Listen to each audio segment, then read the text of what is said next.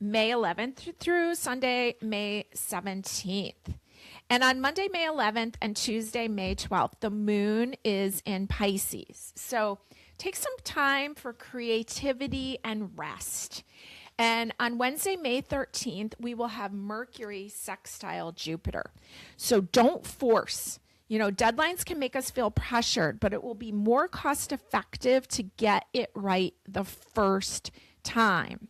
So slow down a little bit. All right, you got this. Now, Thursday, May 14th, we have the moon in Aries, and Mercury is Cazimi, or in the heart of the sun.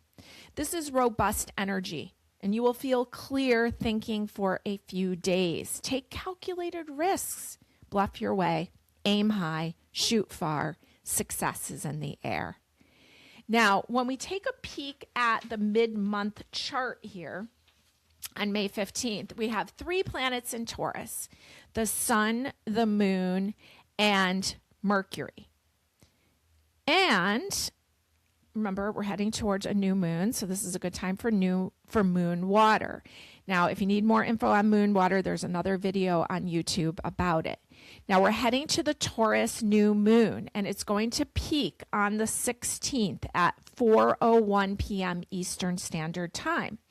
This is a 25-degree Taurus new moon. The sun and the moon will be together with Mercury and Uranus, and it will be trine Pluto. So the moon is exalted in the sign of Taurus. Remember, Taurus is a fixed earth sign.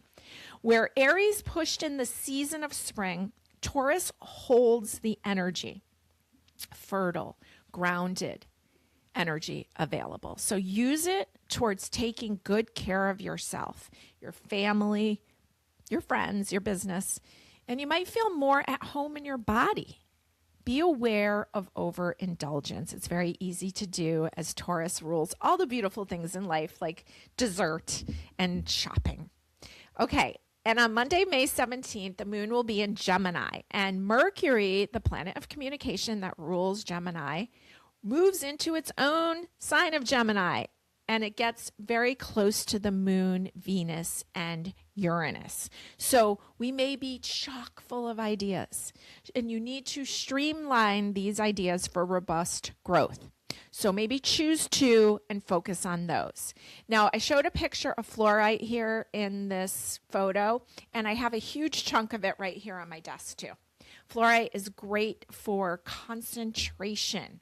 It's associated with the air element. With Mercury in its own sign of Gemini, conjunct Uranus, we can expect breakdowns and breakthroughs. This does not have to be negative. It will entail sudden news and developments, and this news and developments can act as a catalyst for the future. You have to trust, you have to not jump to conclusions and see how things play out. Okay, so let's go ahead and pick some cards for this big new moon week, and we'll see what we get. Okay, our first card is card number 20, Awakening, Tulsi. This is from the Herbcrafter's Tarot. So we already were talking, actually, I mentioned Tulsi earlier as an adaptogen, right? And so Tulsi is great for stress or when we feel like, we just can't adapt to the things happening around us. Like I was talking about how Pluto may make us feel like it's just dragging us along. So we're seeing this plant, holy basil, Tulsi, which is actually worshipped in India for its properties, and it's being held in high regard here. So this is traditionally the judgment card called Awakening here. And so, of course, we're getting more Scorpio energy coming in, helping us process the change. Now, our second card from the Tarot of Mystical Moments is the Death card. And we know that this is not a literal death, right? This is change. Again, more Scorpio energy.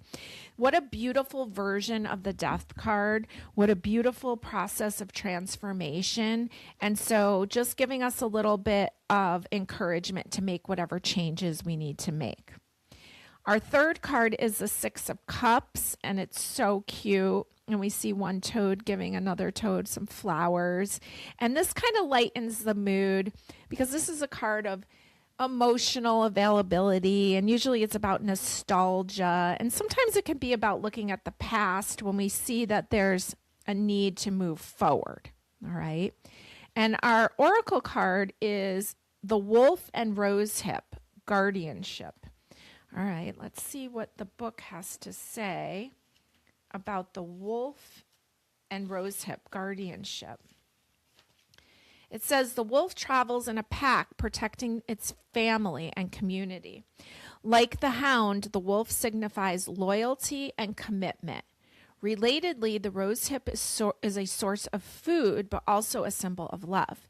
It is the berry produced by the rose plant.